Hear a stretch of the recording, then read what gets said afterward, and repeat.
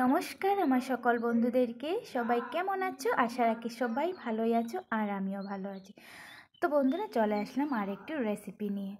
তো আজকে রান্না করব আমি আলুর দম। তো যেহেতু আমি প্রথম রান্না করছি, আমি তার আগে কোনোদিনও রান্না করিনি, কারণ আমার তেমন রান্না করতে লাগেনি। যখন আমার কিছু খেতে ইচ্ছে করতো আমি নিজেই বানিয়ে খেতাম। যদি কোনো স্পেশাল কিছু মানে আমার ইচ্ছে হতো তাহলে আমি বানিয়ে খেতাম। তাছাড়া আমি কোনোদিনও তেমন রান্না করতে আমার লাগেনি। করতাম না যে এমন কথা বললে ভুল হবে, করতাম। তবে এই আলুর দমটা আমি কোনোদিনও রান্না করিনি। তো আজকে ফার্স্ট টাইম কিন্তু আমার এই আলুর দম রান্না করব। তাই ভাবলাম যে তোমাদের সাথে অল্প শেয়ার না করে কি থাকা যায়।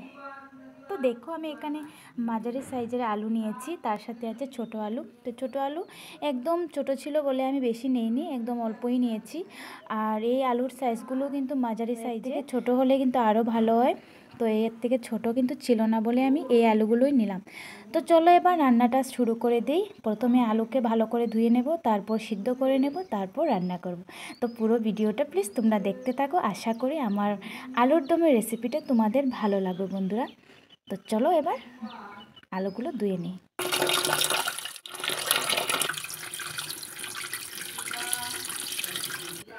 তো দেখো ফ্রেন্ডস, আলুর খোসাগুলো কিন্তু প্রায়টাই উঠেই গেছে।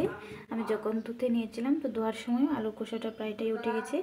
তো চলো এবার আলুগুলোকে সিদ্ধ বসিয়ে দিই। তো আমি আলুগুলোকে কুকারের মধ্যে সিদ্ধ করব।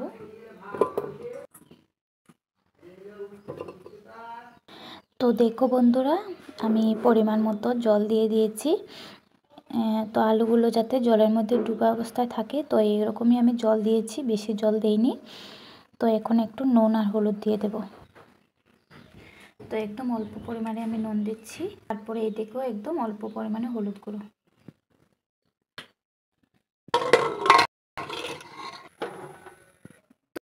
তারপর রসুন, আদা, পেঁয়াজগুলো নিয়ে এসেছি, লঙ্কা, এগুলোকে আমি এখন খোসা ছাড়িয়ে নেব।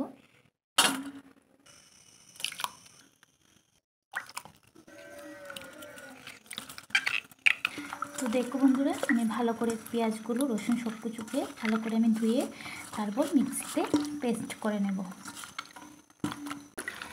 তো দেখো ফ্রেন্ডস, আমি পেঁয়াজগুলোকে টুকরো টুকরো করে কেটে নিয়েছি যাতে পেস্ট হতে সুবিধা হয়। এদিকে আমি মশলাগুলো রেডি করে মিক্সির জারেতে আমি মশলাগুলোকে পেস্ট করে নেব। বন্ধুরা, এদিকে আমি আলুর খোসাগুলোকে ভালো করে ছাড়িয়ে নিয়েছি।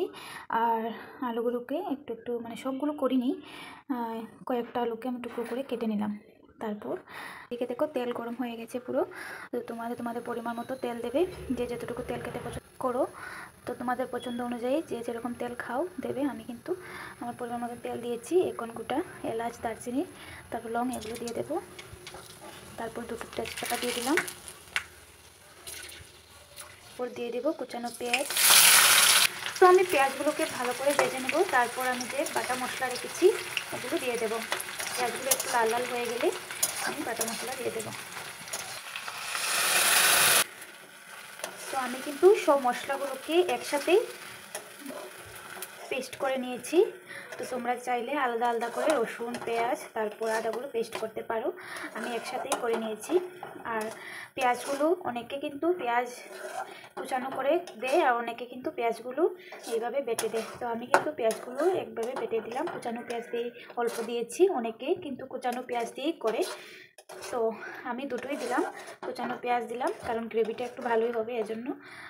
তো দেখো এখানে কাঁচা লঙ্কার কালারটা এসেছে, আমি অল্প করে গুঁড়ো লঙ্কা দিয়ে দেব।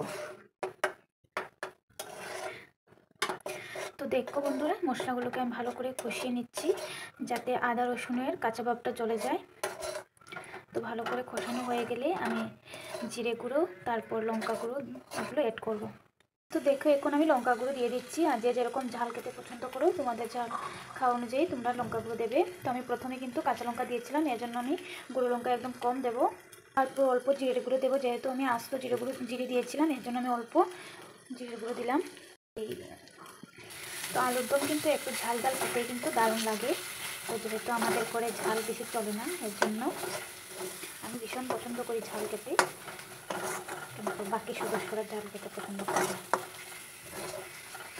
দেখো সব মশলা দিয়েছি, এখন মটরশুঁটিগুলো দিয়ে দেবো। তো আমি মটরশুঁটিগুলোকে আগে সেদ্ধ করে নিই, এজন্য আমি মশলার মধ্যে মটরশুঁটিগুলো দিয়ে দিলাম। সেদ্ধ হওয়ার পর আমি আলুগুলো দিয়ে দেব।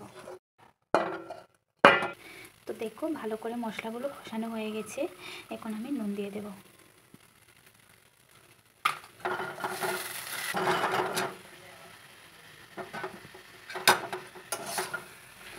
দেখো ফ্রেন্ড ভালো করে কষানো হয়ে গেছে, এখন আমি অল্প চিনি দিয়ে দেব।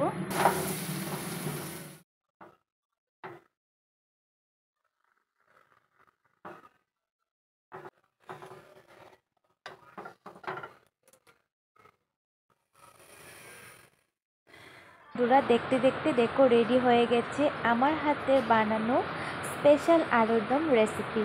তো দেখতে কেমন লাগছে অবশ্যই কিন্তু কমেন্ট করে জানাতে ভুলো না। আর আমি কিন্তু ফার্স্ট টাইম বানিয়েছি, সবাইকে বলেছিলাম, তো কেমন হয়েছে বলবে কিন্তু। রান্না তো করে নিলাম, তো এবার খাওয়া দাওয়ার পালা।